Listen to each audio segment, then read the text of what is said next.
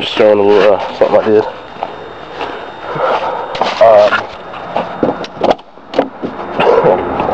A little sick, got a little cold, whatever. But anyway, I got tired of having my little 0 gauge right here going into 4 gauge adapters with tape, or 4 gauge wire with tape, you know, little ghetto adapters. So I went to New Concepts, hold on, yep, and I bought, text message, I got ring terminals for 4 gauge and 0 gauge, and I got 3 foot of 4 gauge flex cable, blue and black of each, for a 4 channel, which I should be getting here pretty soon. Either I'm gonna get a 4 channel or an Audio Q 2200. Man, but anyway, I soldered terminals on, and then I put bolts on there to hold it. It's not gonna short out this carpet. It's temporary. I don't know if that's efficient or not. I don't see what's the difference from connecting it, because it's just like having another battery there, but whatever. Anyway, and I got a friend bringing an old battery by sometime, and I'm gonna throw it back here. It's your average little car battery. Won't really do much difference, but it should help at least a little bit somehow. And I'm gonna, you know, hook that up, and that should help a little bit. And on this side, since I was planning on getting that 4 channel, which if I don't and get the Audio Q 2200, I'm going to be kind of disappointed, because I did all this right here. Hold on. I ran all the speaker wires from the front all the way to the back right there. I got all 4 doors right there. So when I get the 4 channel, I put it right here, and, you know, whatever, hook it all up. I got the other 4 gauge, the good 4 gauge, that's Q power, but I got the other 4 gauge inside, and the terminals on that soldered up already. And I guess if I don't get the 4 channel, I run the wires back to the front, and if I do, well, I'm already set up. And also in the door, I don't have my power bases in the bottom anymore. I took those out a while back because it was messing up the factory amp, and that's what was causing all the popping, because it can't, pretty sure it couldn't handle the 2 ohm load. But so I took those out, and I didn't want to hook it up to the Alpine up there, because I didn't know if that could handle the 2 ohm load, which I don't even want to try. So anyway, with the amp I was going to get the 4 channel, the power base,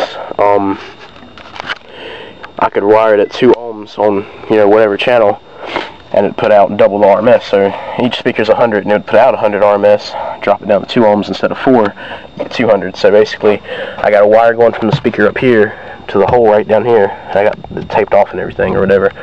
So and it's wired in parallel. So as soon as I hook them up, each door, back door, will be on 2 ohm load, and I can hook that up on the 4 channel, and you know, I'll get the right RMS to those, and then I'll get them up front, and then I'm going to run the rest of my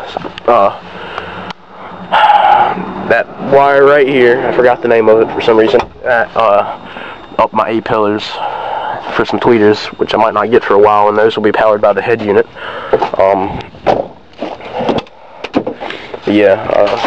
I want to wait until I get some more of those little things right there, because those are like, those cars are old, and only one person had this before me, and I don't know, everything seems to want to break. So I tried to pull this off, and I barely pulled it forward, it just snapped off. So before I go any further, I want to get some more of those little things, so I'll be able to put it all back up when I'm done.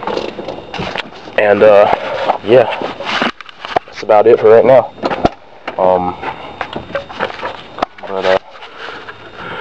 I think I did a pretty good job on soldering, or whatever, with the torch and all that. There we go, okay. Besides melting the wire a teeny bit at the bottom, which ain't really that bad, this quality sucks, but it's like a smooth little thing down there. It ain't all ugly looking and stuff. Like the 4 gauge kind of bad, because this 4 gauge is actually it's Q power, it's cheap, so it's not actually 4 gauge, it's like a little bit smaller. It's supposed to be 4 gauge, so there's a big gap around the terminal and everything, and I had to fill it in with solder, and it just didn't turn out the way it was supposed to. But that's about it for right now. Probably look like crap. Got a cold, like I said before, or something, and I don't know, hopefully we'll see some changes to this pretty soon, I'm hoping. But yeah, stay tuned. Alright, well, as I showed before, outside's my workshop, and to add on to that little workshop, it's like NASA on wheels, NASA workshop on wheels. got like every tool I could possibly want in this truck. Like, oh my god, stepdad's work truck. Anyway, got my workshop. Here's what it's looking like.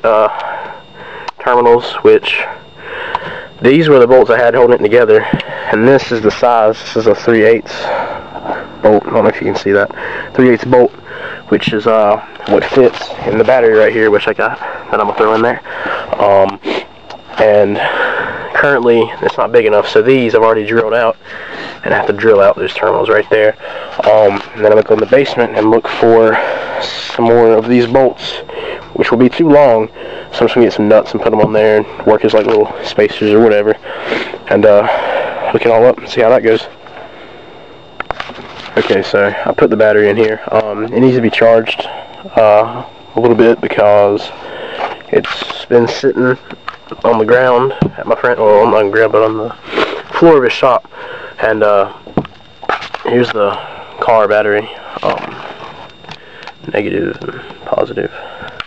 And that's sitting 14.2, and then this one here is sitting at 10.8.